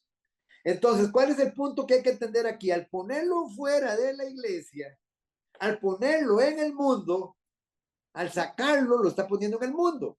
Y al ponerlo en el mundo, lo está poniendo bajo el dominio de Satanás. ¿Entienden el punto? A eso se refiere Pablo con entregarlo a Satanás. El castigo es remover la protección espiritual y la comodidad social y no imponerle un mal. No es desearle un mal o imponerle un mal. No es simple y sencillamente se saca de la iglesia, pierde la cobertura espiritual y la comodidad social en la que él se encontraba. Porque él estaba metido ahí, digamos, falsamente, de alguna forma, digamos, cómodamente con su pecado. Dios con frecuencia nos protege de los ataques de Satanás. Esta es una verdad. Aún cuando nunca sabemos de los ataques, como no lo sabía Job. Nosotros constantemente estamos siendo atacados y no nos damos cuenta. El hecho de que muchos, ahora, ¿cómo sabemos eso? Job capítulo 1, versículo 10, por ejemplo, en Lucas capítulo 22, versículo 31 y 32, ¿se acuerdan cuando Jesús le dice a Pedro que va a ser zarandeado por Satanás? Pedro, Satanás te ha pedido para zarandearte. Digamos, muchas veces nosotros no sabemos si Satanás nos pide para zarandearnos. Entonces, Dios nos protege. El hecho de que muchos pueden salir de la iglesia, ahora viene el punto. Hay mucha gente que le resbala salir de la iglesia, no le importa. O sea, salir una vez, 2 veces. O sea, eso lo único que muestra es la debilidad de la iglesia. O sea, porque uno debe tomarlo, o sea, digamos, Dios mío, perdón, o sea, estas son las consecuencias de mi pecado. Y van a ver, el mandato de Pablo también sirve, hermanos, para el importante propósito de remover cualquier sentimiento falso de seguridad que el hombre pecador pudiera tener entre la congregación de los cristianos. una falsa seguridad de salvación, por ejemplo. Ellos no podían solo ignorar su pecado y dejar que él lo ignore, pretendiendo que el pecado no existía. No. Si el hombre rehusó enfrentar su pecado, sí, y eso es lo mismo, apliquémoslo en la iglesia nuestra. Si la persona rehúsa enfrentar su pecado, la iglesia lo encara. La iglesia debe encararlo por el bien suyo y el bien de la iglesia. ¿Por qué? Porque volvemos a quedar en lo mismo. Pecado en el campamento. Hay pecado en el campamento. Hay pecado, o sea, entonces ya vayan a tema. El propósito de poner a este hombre fuera de la protección espiritual y de la comodidad social de la iglesia era para destrucción de la carne, no del cuerpo, para destrucción de la carne, para destruir precisamente esa obra de la carne. Este hombre, aunque cristiano, estaba en ese tiempo como dado a los pecados de la carne. Él estaba entregado a la carne. Pablo está diciendo que a través de ellos, a través de sacarlo, a través de que estos líderes lo saquen, el hombre va a ser entregado a las consecuencias pecaminosas. Eso es lo que Pablo dice. No, un momentito, entreguémoslo, saquémoslo y que Dios, que él experimente ahora las consecuencias de su pecado. Ahora, como cristianos, hermanos, debemos pelear continuamente con la carne. Porque aunque el viejo hombre está muerto, habiendo sido crucificado juntamente con Cristo, eso es lo que nos dice Romanos 6:6, la carne aún vive, hermanos, habiendo sido educada como en el pecado por el viejo hombre. Recuerden, nosotros estábamos habituados al pecado. Estábamos habituados al diablo y a la cultura mundana. A esas tres cosas. Nosotros vivíamos en la carne, habituados al pecado, bajo la corriente de este mundo y bajo la influencia del poder de las tinieblas, bajo la influencia de Satanás. Ahora, Dios nos llama al compañerismo. Y es lo que estábamos hablando. Al compañerismo con esta persona. Pablo espera que poniendo afuera este hombre, fuera de la congregación, él crucifique su carne y sus pasiones y deseos, a fin de que el espíritu sea salvo en el día del Señor Jesús. Ahora es interesante, hermano. Este hombre es un cristiano verdadero. Nosotros lo vamos a ver si nos da tiempo hoy. Vamos a ver que él vuelve al arrepentimiento. Él se arrepiente. La meta de la disciplina es clara: salvación, no la destrucción de su espíritu. Aunque la conducta de este hombre era claramente pecaminosa, él necesitaba corrección severa. Ahora, ¿por qué hoy la iglesia es tan floja, hermano? Ustedes lo que hablábamos ayer, ¿ustedes no les llama la atención eso? ¿Por qué hoy la iglesia es tan floja? Hoy la iglesia es carnal. ¿Y por qué es carnal, hermanos? Porque los pastores, los líderes de la iglesia, están tras de ¿qué? Multitud. La avaricia. ¿Perdón? Y tener iglesias con multitud. Exactamente, con multitud, pero ¿con qué intención? Una, vanagloria. Ofrendas, las ofrendas, para que den. Ofrendas, riqueza. Y no les importa la santidad de ellos. No es les que también, don Oscar, pero es que también, por ejemplo, ahora viendo eso que usted está explicando,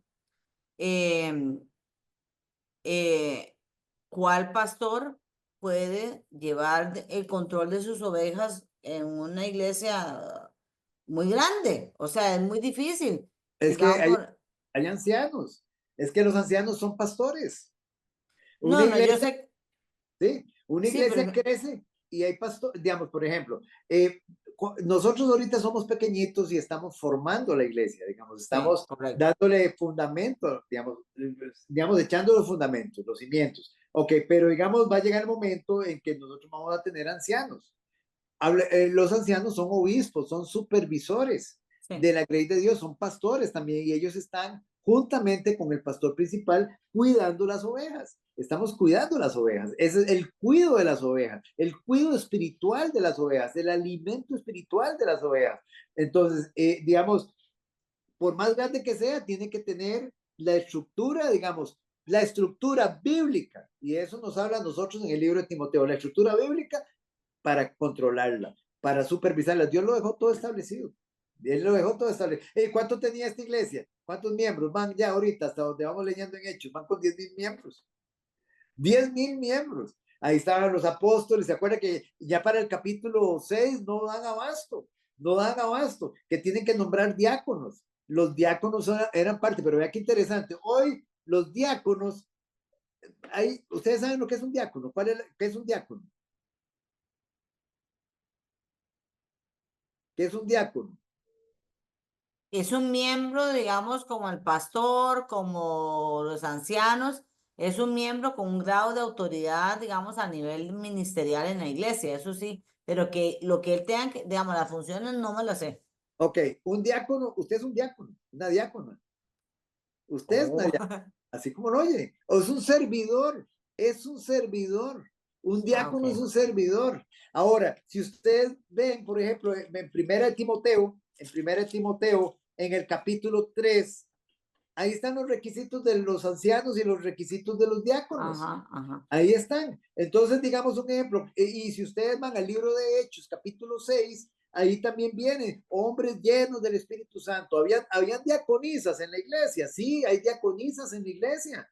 Digamos, Pablo habla de Febe, creo, en el libro de Romanos, una diaconisa. Creo que se habla de otra que muere y que Pablo la resucita. Ahorita se me escapa el nombre. Digamos un ejemplo, Pablo habla de ella también en el libro de Hechos. Digamos, ya les digo, de esa mujer está en el libro de Hechos, ya les digo a dónde está, y es mujer. Vamos a ver, que por cierto el apóstol Pablo, ella se enfermó. Ahí para no atrasarnos con lo que estamos ahí, les prometo darles el nombre y dónde está, que ahorita se me escapa el nombre de esta mujer. Muy bien, entonces hermanos, los diáconos son líderes, digamos, llenos del Espíritu Santo, llenos de fe. Es más, Bernabé era un diácono. Esteban era un diácono. Felipe era un diácono. Y ahí en Hechos menciona varios nombres de varios diáconos. ¿Y qué hacían ellos? Digamos un ejemplo, estaban precisamente, digamos, en cuanto a la supervisión de la iglesia. Entonces, la meta de la disciplina era clara, la salvación, no la destrucción de su espíritu. Aunque en la conducta de este hombre era claramente pecaminosa, necesitaba una corrección severa. Pablo no lo describe a él como perdido para siempre.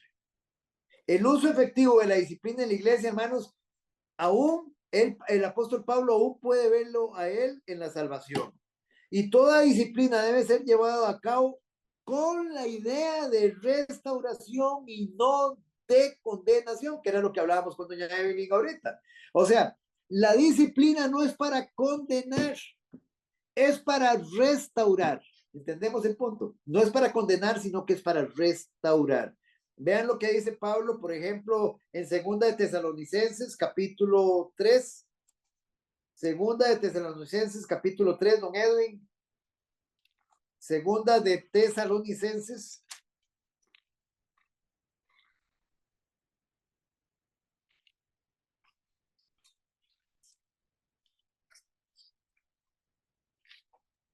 ¿Tres qué? Segunda de Tesalonicenses, capítulo 3, versículo 14 y 15. Sí, señor, aquí está. 14 aquí. Si alguno no obedece a lo que decimos por medio de esta carta, a ese señálalo. Señaladlo. No os juzgue con él, para que se avergüence. Ajá, Aquí, versículo. Sí, mas no tengáis por enemigo, sino amonestarle como a hermano. Este es el propósito, no es condenación, sino restauración. Si alguno no obedece a lo que decimos por medio de esta carta, a este señaladlo y no os juntéis con él. para que se avergüence, mas no lo tengáis por enemigo, sino amonestarle como hermano. O sea, de alguna manera nos apartamos de él, pero recordando siempre que es para restauración, o vamos a estar orando por él, no es para condenarlo, y es en amor, es en amor. La disciplina en la iglesia no es un grupo de policías piadosos para atrapar criminales. Más bien es un grupo de hermanos y hermanos con los corazones rotos buscando restaurar a cualquier miembro que esté errante en la iglesia. Nosotros somos muy dados para señalar, no es señalar, no es hora, es restaurar, es restaurar. Pablo no dice que la iglesia debe quitarle la salvación al hombre pecador. La iglesia no garantiza salvación, tampoco puede quitarlo. Pero hay casos en que por el bien del pecador y por el bien de la iglesia, que alguno debe ser quitado de la congregación. Si esa persona está contaminando, va a contaminar el resto. Como Va a esa de la traer a la... levadura, Perdón, como dijo que algo de la levadura, dice que exacto, con que es lo poquito. que vamos a hablar, correcto, doña Marce. O sea, un poco de levadura, Leuda toda la masa. es correcto. Ahí está el punto. Dorcas, don Oscar es Dorcas, ¿verdad? La que resucitó, Esa, Dorcas. Dorcas, correcto. Dorcas, Pablo la resucitó. Dorcas Ujú. estaba enferma, era una servidora. Era una servidora. Muchas gracias, doña Maye, por la respuesta. Muchas gracias. Entonces, familia, en la iglesia de hoy en día, esto raramente trae a un pecador al arrepentimiento. ¿Cierto o no? Analicemos. ¿Qué pasa si hoy en día hay alguien en la iglesia que está pecando y nosotros llegamos en amor, lo reprendemos y lo sacamos? ¿Se va? ¿Se va? Por Eso es lo supuesto, que hace. Se va se para va otra iglesia. corriendo, Se va ya para otra como iglesia. flash, Se va como así flash, como flash. para otra iglesia. Y lo recibe con los brazos abiertos. Venga, ¿por qué? Porque en la otra iglesia no saben lo que pasó en la antigua iglesia. ¿Se dan cuenta, hermanos? Eso no pasaba acá. Yo me imagino a este que dormía con la madrastra. Ay, no, qué vergüenza. Ya todo el mundo sabe que yo estoy durmiendo con usted. Ay, yo a esa iglesia no vuelvo. Y vean ustedes, se quedó en la iglesia y fue restaurado en la iglesia. Hoy, ¿qué dice la mayoría? Ay, no, digamos, parejas, sobre todo esto se llama parejillas de novios. Digamos, son novios en la iglesia. Entonces, digamos, cuando se enojan, entonces uno de ellos se va. ¿Pero por qué se va? ¿Por qué se va? La pregunta es ¿por qué se va? No tiene por qué irse. O sea, ¿por qué sufre el cuerpo? Y si cometieron un pecado, esa parejita cometió un pecado, tienen que ser restaurados en su iglesia, en la iglesia local. Pero hoy, ¿qué dicen? Ay, no, yo mejor vámonos a otra iglesia donde seamos restaurados, donde nadie conozca nuestra historia. ¿Cierto o no? Hermanos, esa es la iglesia de hoy en día. Esa es la iglesia de hoy. Y es una iglesia, hermanos, que da... Ese es orgullo, ¿Perdón? orgullo, digo yo, si se van. Sí, No. exactamente. O sea, sí, es orgullo. Es orgullo, es tapar el pecado. Eso es lo que están haciendo. Entonces, si bien es cierto, hermano, si bien es cierto que es verdad que algunas iglesias han sido crueles con sus miembros e injustamente han sacado a algunos de la congregación, eso no significa que la iglesia no debe realizar y practicar la disciplina bíblica. Esto debe hacerse tanto por el bien de la iglesia como por el bien del pecador. Recordemos lo que vimos ayer, una iglesia pura, nuestras oraciones van a ser respondidas.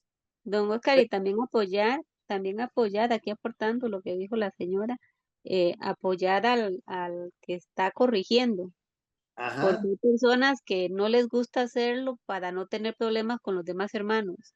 Y pues yo siento que es como ni prestan, ¿cómo es? Ni pican leña, ni prestan. O sea, si esa persona está corrigiendo a algún hermano y yo también fui testigo de lo que vi, y viene y me dice a mí, venga y vamos no, yo es que no me gusta meterme en problemas y él es muy delicado, eso mejor háblelo con el pastor o ajá, sea, hay que apoyar a una persona si realmente estamos viendo que Totalmente, pero sí. igualmente, vea qué importante, doña Marcelita, usted ahora mencionó una palabra, o sea, o mencionó orgullo, pero también eso tiene que ver con madurez. Una iglesia madura, en una iglesia madura, ¿por qué nos vamos a molestar? En amor nos sentamos y hablamos, y en amor nos apoyamos. Hermano, ¿cómo hacen ustedes en una casa? A ver, ¿cómo hacen ustedes en su casa? Ay, no, qué vergüenza, yo no le voy a hablar a mi hijo porque uy, si me da vergüenza, se enoja. Hermanos, pero entonces no es la casa del Señor, no es nuestra iglesia, no somos familia. ¿Qué somos nosotros? ¿Qué somos nosotros? Yo me siento con cualquiera de ustedes, en amor me siento con ustedes, como si estuviera hablando con mi esposa, como si estuviera hablando con mi hijo, con mi hija, con mi hermano.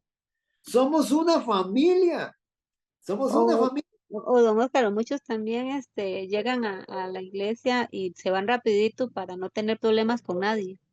Ajá, ajá, ese es otro punto, exactamente. Ese es otro punto, digamos, entre menos me conozcan mejor, entre menos sepan de mí, entre menos sepan de mí mejor, no, digamos, estar lo más alejadito, eso no está bien. Eso, imagínense un hijo que esté alejado de ustedes, una hija que no sepa la mamá ni qué hace la hija, o no sepa la mamá lo que hace el hijo, o el papá lo que hace el hijo, está bien. O sea, no, O nosotros sea, nos conocemos, no hay otra nada es que que a veces tapar, no hay nada que también esconder. la persona ya tiene mucho tiempo de estar en la iglesia, se le conoce muchas fallas de la persona y de los hijos, y también a veces se pone como eh, ¿cómo le digo? A la defensiva. Sí, que más bien dicen que esta persona no cambia, es muy pecadora y que no sé qué, porque tal vez expuso mucho lo que estuvo, lo que ha venido, digamos, pasando. Entonces hay otros que dicen, yo prefiero estar ahí y no contar los problemas de la casa. De por sí, en el estudio ahí más o menos le van explicando a uno qué hacer. Pero Sí, entonces, ¿cómo vamos a exhortarnos unos a otros? Digo yo, ¿no? es que por eso mismo la iglesia tiene que ir madurando. O sea, nosotros, digamos, no se trata, digamos, por decir algo, de saber los problemas de los demás, lo que conocemos, hablemoslo así popularmente, como vinear los problemas de los demás. No se trata de eso. Se trata de apoyarnos en oración, se trata digamos, un ejemplo principalmente en oración, se trata de exhortarnos, animarnos los unos a los otros, como familia. Es que a veces creemos que no somos familia. O sea, somos de la iglesia, pero no somos familia. Mi familia es mi familia biológica. Entonces, vean, ustedes tienen que entender una cosa, vean. La familia biológica que ustedes tienen, no hay ninguna garantía de que todos vayan al cielo, a menos que todos sean verdaderamente cristianos. ¿Estamos de acuerdo? No hay ninguna garantía. Pero la iglesia del Señor, la iglesia, la verdadera iglesia, todos van para el cielo. Todos vamos para allá, todos somos verdaderamente familia. ¿Entienden el punto? Entonces ahí es donde yo les digo, o sea, hay veces tenemos, digámoslo así, nosotros tenemos más confianza con nuestra familia biológica que con nuestros mismos hermanos en la fe que somos con los que vamos a vivir en la eternidad. O sea, y nos avergonzamos. Sabemos que todos somos pecadores, que todos fallamos, que todos necesitamos animarnos, que todos pasamos por adversidad, que todos pasamos por aflicciones. Lo que no podemos aceptar, lo que no podemos aceptar es que el pecado, digamos, estimular el pecado en la congregación, fomentar el pecado en la congregación. Sabemos que esta persona, por decir algo, está viviendo, digamos, hablemoslo así, está viviendo en fornicación. Nosotros sabemos que un hermano está viviendo en fornicación. Ya es un hermano que tiene 2 o 3 años de estar con nosotros. Exhortémoslo, hablemos con él. Y al final de cuentas, digamos un ejemplo, ¿qué pasa si se va? Bueno, si se va es porque él amaba su pecado.